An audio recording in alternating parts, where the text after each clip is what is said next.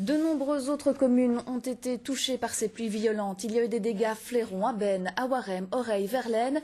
Mais c'est à Remicourt que les inondations ont pris une ampleur surprenante. Dans les rues de Remicourt même et de Lamine. Hier, vers 18 h, suite aux pluies violentes, l'eau a rapidement envahi les maisons. La rue Joseph Wouters et les environs étaient fortement touchés. Les pompiers, encore présents ce matin, pompaient l'eau dans les caves. De nombreuses voitures sont dorénavant inutilisables. Une situation jamais vécue dans cette commune voisine de Warem. Spectacle de désolation dans les rues de Remicourt ce jeudi matin.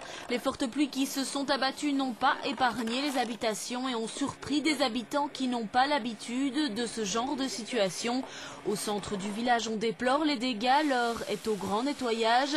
La boue s'est infiltrée partout, dans les caves, mais aussi au rez-de-chaussée des maisons.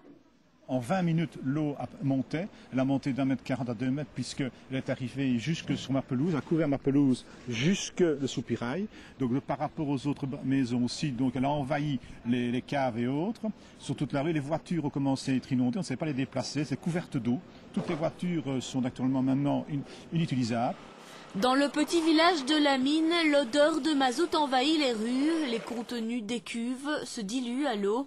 Des terrains n'ont pas tenu et se sont effondrés. Ici, c'est un trou qui s'est creusé devant une habitation. Nous avons la cave remplie jusqu'au-dessus.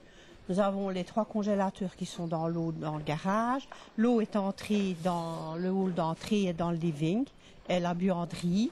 Et on n'aurait su rien faire parce que au fur et à mesure qu'on raclait, tout revenait à l'intérieur. Les caves sont inondées jusqu'au plafond, donc j'ai débranché ce qui était branché pour les caves. Et maintenant, on a de l'électricité, on peut enfin avoir un café. Pour les habitants de Remicourt, la nuit a été longue, très longue. Jamais auparavant ils n'avaient connu cela. Malgré tout, ici, on essaye de garder le sourire et entre voisins, on s'entraide en espérant que tout cela sera bientôt un mauvais souvenir. Fin de journée, nous apprenions que place de Lamine, la stabilité de certaines maisons n'était plus assurée. Des experts étaient attendus sur place. Vu l'ampleur des dégâts, le gouverneur a décrété une cellule de crise provinciale et un plan catastrophe a été décrété pour la commune.